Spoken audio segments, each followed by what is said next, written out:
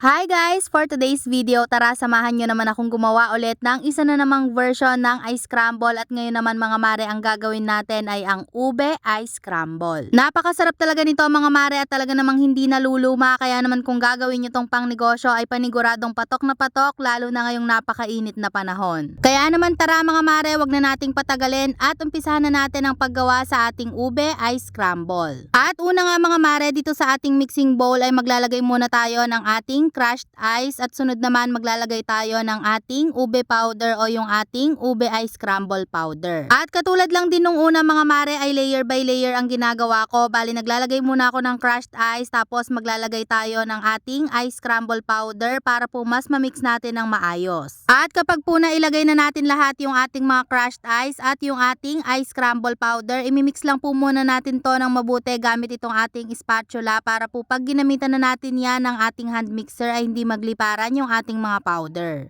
Pero kung kaya nyo naman pong haluin ng minsanan o hindi na kailangan gamitan ng layer by layer ay pwede nyo naman pong gawin. At after nga natin yung mahalo ng mabuti mga mare ay gagamitan na natin ito ng ating hand mixer o kaya naman ay stand mixer. At imimix lang natin to mga mare hanggang sa mag-soft na o hanggang sa maging malapot na yung consistency nitong ating yelo o nitong ating ice scramble.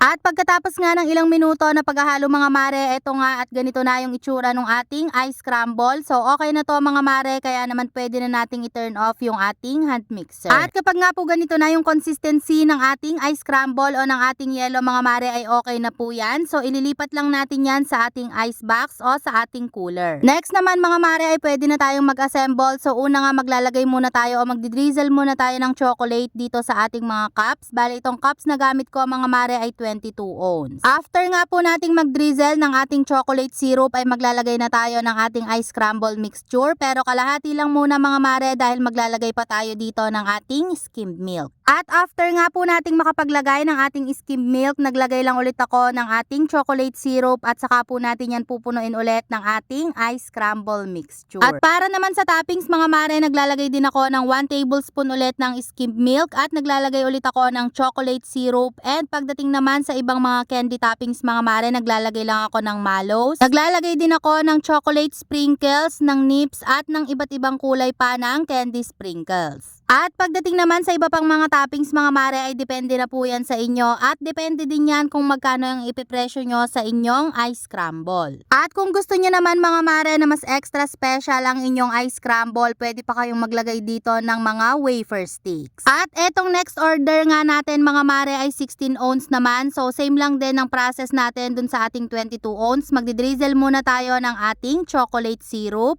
After nyan ay maglalagay na tayo ng ating ice scramble mixture and again hindi natin muna yan pupunuin mga mare at maglalagay nga tayo ng ating skimmed milk at maglalagay ulit tayo ng ating chocolate syrup. After ng chocolate syrup mga mare ay maglalagay na ulit tayo ng ating ice scramble mixture and para naman sa toppings mga mare maglalagay ulit tayo ng ating chocolate syrup at 1 tablespoon ng ating skimmed milk. And lastly mga mare maglalagay na tayo ng ating mga candy toppings. So pareho lang po ng ating 22 ounce, naglalagay ako ng mallows and ng mga candy sprinkles. At ganun lang kadali mga mare at meron ka ng napakasarap at refreshing na pang merienda na pwede mo ding gawing pang negosyo. At hanggang dito na lang mga mare, kung meron po kayong mga tanong ay i-comment nyo lang po sa ating comment section. At hanggang dito na lang mga mare, thank you so much for watching, keep safe and God bless!